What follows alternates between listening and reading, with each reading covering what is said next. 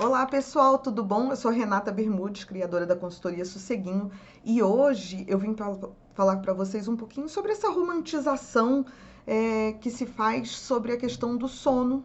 Já desde que nós estamos grávidas, né? Nós ouvimos direto que faz banco de hora de sono, se prepara para não dormir mais, aproveita para descansar que depois acabou e tal. E claro que é fato que todo neném pequenininho vai precisar acordar durante a noite, a cada 2 horas, a cada 3 horas, para mamar. E isso é esperado, porque o estômago deles é pequenininho e eles vão precisar desse atendimento. E às vezes, até pela insegurança de estar fora do útero, eles vão precisar que você esteja ali um pouquinho mais próxima, pegue no colo e lide com isso. O que me incomoda profundamente é essa coisa de colocar a mãe num lugar que é muito bonito, que é uma coisa assim muito sagrada, de dizer assim, você vai fazer de tudo pelo seu filho e você vai fazer mesmo. A sensação que a maioria das mães tem é de abnegação, né? Nós fazemos muito mais sacrifício pelos filhos do que fazemos por qualquer outra pessoa no nosso círculo, né, de convivência. Mas existe muita gente dizendo por aí que é normal você acordar 10 vezes por noite para atender uma criança e que isso vai se prolongar por 3, 4, até 5 anos e que isso é normal e que seria saudável e que você deve fazer isso sempre, que não tem nada de errado nisso. E aí o que eu sempre coloco, trago aqui, né, nesses vídeos que a gente faz sobre artigos científicos e tal, é assim, será que a ciência confirma isso? Será que a ciência corrobora isso? E a verdade que a gente vê é que não. Né? A gente tem vários artigos demonstrando que, por exemplo, uma criança de 1 ano já consegue dormir a noite toda sem ter intercorrências. Ou vamos dizer que seu filho tem 1 ano e ele acorde uma vez para mamar, é uma coisa que está dentro da razoabilidade, dentro da capacidade que essa criança tem. Só que não é isso que está sendo dito por aí. E aí disse que o seu filho vai ser mais saudável emocionalmente se você levantar 15 vezes por noite até os 3 anos de idade, ou colocar ele na sua cama e ficar dando mamar a noite toda sem poder se virar na cama para, né, nem para se ajeitar para dormir. E essa semana eu estava estudando alguns artigos que falam sobre a relação do sono com a inteligência emocional. E mais uma vez, não é isso que a ciência diz. O que a ciência diz é que o sono é imprescindível para que nós tenhamos um processamento legal das emoções. E o que eu vou falar hoje é voltado mais para a empatia, tá? Eu já vou te avisar que aqui nesse vídeo eu não vou conseguir citar todas as fontes que eu usei. Mas se você for lá no site, no sosseguinho.com.br, conteúdo blog, lá vai ter um texto, o vídeo e todas as referências bibliográficas. Então, se você é da área da saúde, ou se você lê bem inglês, técnico, e quer ler os artigos científicos, ótimo, vai lá no blog, porque aqui tudo é baseado em ciência e a citação está lá e você pode acessar o paper e ler por você mesma, não precisa apenas acreditar na minha palavra, como eu sempre falo. Né? Eu acho muito importante que os pais que são da área, principalmente, consigam se munir de informação. E para quem não é da área, a gente está aqui para destrinchar.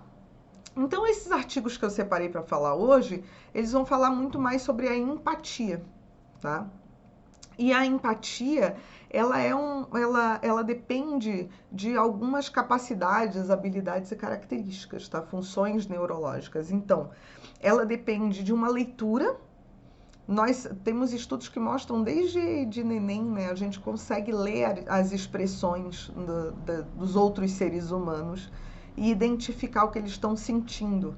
Às vezes tem até uns testezinhos na internet que são divertidos, que tipo, tapa só o olho e você consegue, deixa só o olho de fora e você consegue identificar qual é a emoção que aquela pessoa está manifestando, tá?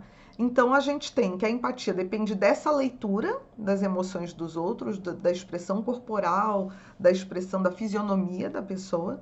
E ela também depende de um processamento que é conectar aquelas expressões e aquela situação que a pessoa parece estar vivendo com memórias minhas, de sensações minhas e de experiências minhas, para que eu consiga identificar o estado de espírito da outra pessoa. Então, mais ou menos, quando você vê, por exemplo, alguém que passou por uma tragédia e que está chorando na televisão, e você tem também a vontade de chorar, eu não sei você, eu sou super manteiga derretida, né? Então meu olho logo enche de lágrima. O que eu tô fazendo é lendo a dor daquela pessoa e relacionando aquilo com dores que eu também senti. E a gente consegue traçar um paralelo entre essas duas coisas. Bom, o que acontece com essa capacidade quando eu não durmo? A gente tem nesses estudos que eu falei para vocês, que eu citei ali, deixa eu só abrir aqui que eu deixei separado, a gente tem que, por exemplo, uma privação de sono de 55 horas, ou seja, não são nem 3 dias completos, né? Ela vai causar, segundo um estudo que o Kilgore fez em 2008, né? Através de um questionário do coeficiente emocional, ele fez que tem uma diminuição, as pessoas que passaram por uma privação de sono de 55 horas, elas têm uma diminuição significativa na pontuação de inteligência emocional geral. 55 horas de privação de sono, gente, não são nem 3 dias de privação de sono. E quando a gente fala na privação de sono das mães, por exemplo, a gente está falando de meses ou anos. A maioria que chega para mim já chega com uma privação de 8, 9 meses, às vezes 2 anos e meio, 3 anos, 4 anos de privação de sono. Então, 55 horas já são suficientes para diminuir a tua inteligência emocional, tá? Eles também aí fizeram um estudo mais detalhado de quais as características e quais as habilidades que ficam prejudicadas por essa privação de sono, e eles chegaram à conclusão de que tem uma diminuição das funções intrapessoais, ou seja, daquela pessoa com ela mesma, né? Como diminuição de autocuidado, diminuição da assertividade e do senso de independência. Além disso, eles notaram um prejuízo em algumas funções interpessoais, como redução da empatia com os outros e da qualidade das relações interpessoais. E também a redução nas capacidades de lidar com o estresse, ou seja, o controle de impulsos, né? Você tem impulsos, por exemplo, violentos, a gente lê, né, de mães que estão com privação de sono e que aí quando a criança chora já não aguentam mais. Então esse controle de impulso de dizer não vou esganar, né? E também uma diminuição na capacidade de postergar gratificação. Postergar gratificação é quando você abre mão de uma coisa agora para ter outra lá na frente, tá? Então, reparem que quando a gente fala dessa diminuição da inteligência emocional, isso não é só para os pais, tá? Eu já coloquei aqui, tanto no IGTV quanto no canal do YouTube, várias vezes a questão de que o sono prejudicado piora o comportamento da criança, piora a capacidade de aprendizagem. Recentemente eu falei sobre um artigo no qual essa redução do sono piora a qualidade do aprendizado da fala, do desenvolvimento da fala da criança, do vocabulário, tá? Então, tudo isso está relacionado, porque a gente sabe que o aprendizado para a criança ele é afetivo, né? Ele vai depender das relações interpessoais e do vínculo que ela cria com as pessoas à sua volta. Então, a gente já tem vários textos falando e vídeos que eu já falo sobre isso, sobre o prejuízo para a criança, mas também para os pais. Como é que eu vou conseguir, e isso é muito comum, as pessoas chegam aqui e dizem assim, Renata, eu tô com um problema de disciplina, lá em casa tá todo mundo brigando, é uma gritaria, eu bato nas crianças, eu não consigo mais lidar. E aí uma das primeiras coisas que eu pergunto é assim, como é que tá o sono das crianças, né? Que horas estão indo dormir, que horas eles acordam, e as pessoas ficam meio perdidas assim. E eu sempre falo que é o primeiro passo, por 2 motivos. Primeiro, porque você não vai conseguir disciplinar uma criança que está cansada, porque todo o funcionamento cognitivo dela vai estar prejudicado. Tá?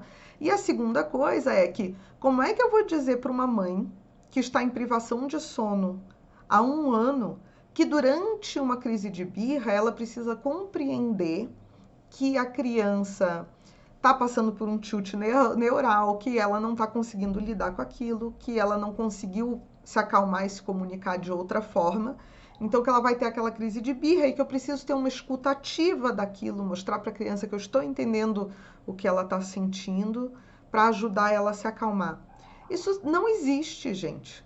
As mães falam para mim, Renata, eu não consigo, eu quero que a birra pare. E aí a gente cria problemas disciplinares também. Porque ou eu cedo, os pais quando estão muito cansados, ou eles cedem e dizem assim, tá filho, faz o que você quiser, porque pelo menos aí você me dá paz, né? Ou eles estão num nível de estresse tão grande que naquela ausência de conseguir controlar os impulsos, eles vão dar uns gritos, botar todo mundo de castigo e vão ser autoritários. E mais do que frequentemente, eu vejo uma oscilação e uma alternância entre as duas coisas. Então, os pais vão ser violentos, no sentido de que no impulso eles vão gritar e castigar e tal, e na sequência eles se sentem mal com relação a isso e aí eles passam a ser permissivos e eles cedem.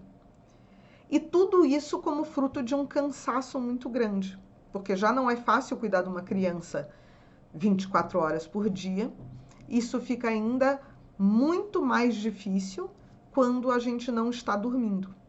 Então eu gosto aqui, para finalizar, sempre primeiro do bom senso, que é assim, seu filho não dorme a noite toda, mas tá acordando uma vez, tá, possivelmente é fome mesmo, ele tá ficando bem disposto durante o dia e tal.